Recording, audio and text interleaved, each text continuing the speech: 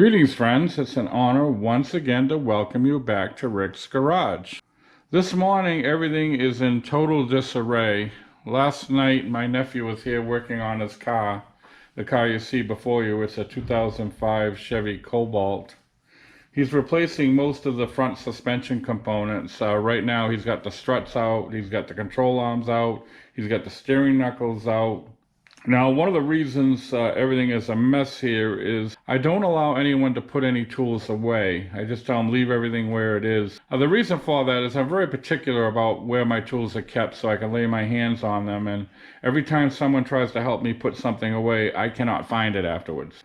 Now, I like letting the young people in my family come to work in the garage. For one thing, I enjoy teaching young people.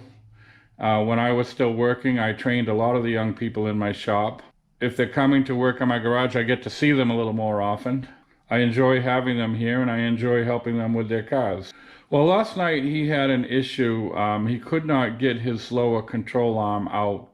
One of the bolts was just turning, and it's a common problem on these Chevy Cobalts and similar vehicles. I'll show you what the issue was. The problem my nephew ran into in trying to get this lower control arm out was this bolt here and this cage nut that is tack welded into the subframe. Evidently, it's a very common problem on these cars. What happens is, and this, I apologize, this is a little bit after the fact, but I'll show you what we did. This is the cage that holds the nut, and it's a square thing that fits in there. And I don't know how well you can see it, but this is totally frozen, this bolt in this nut. There's no way you're getting that out. So when we tried to force it, it just tore the cage apart, and this thing kept spinning, and the bolt would just keep turning. And there's no way to get it out. There's no good way to get it out. The solution we came up is what you see before you, a Milwaukee Sawzall with a steel blade, a blade that cuts steel. So I've removed the blade to give you a better idea of what we did, how we approached it. The first thing we did was we fit the blade in between the top of the subframe and the bushing, and we just sawed it off right there.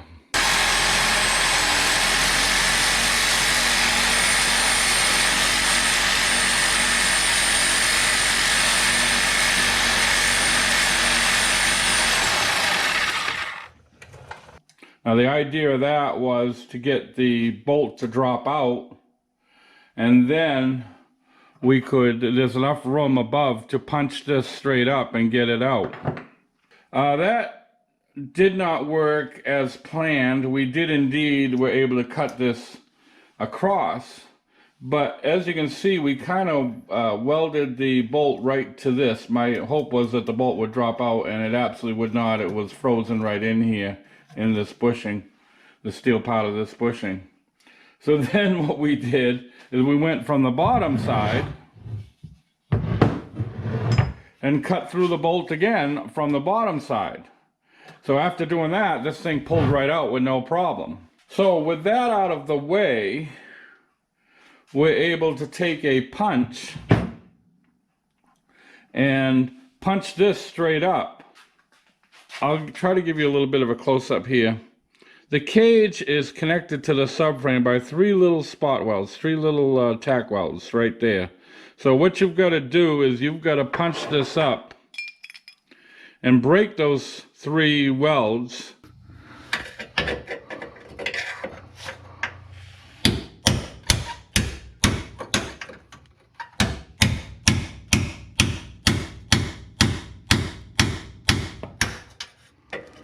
And then the whole thing comes loose, and then you can reach in from the back side of the subframe and pull it right out with your fingers. Now, friends, when you go to buy your replacement bolt and nut, make sure you get a washer with it as well. The original bolt is an M14 bolt coarse thread that's M14 by 2.0, and you'll need one at least 5 inches long.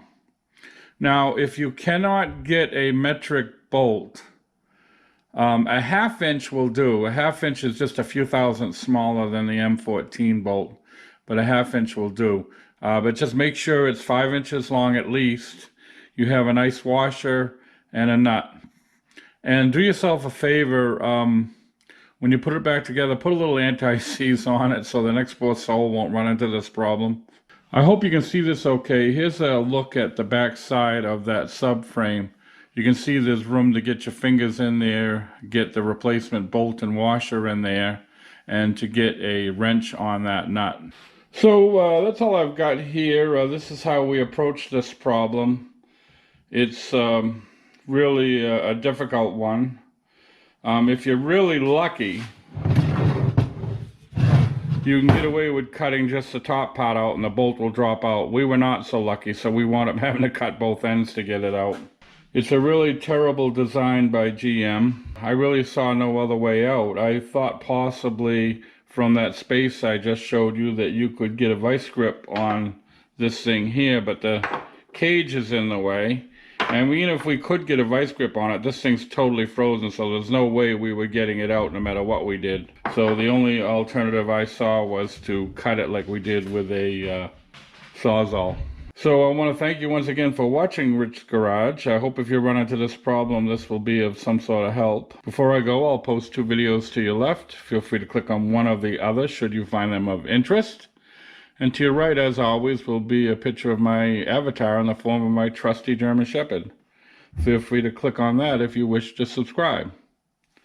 So thanks for watching, and we hope to see you all very, very soon.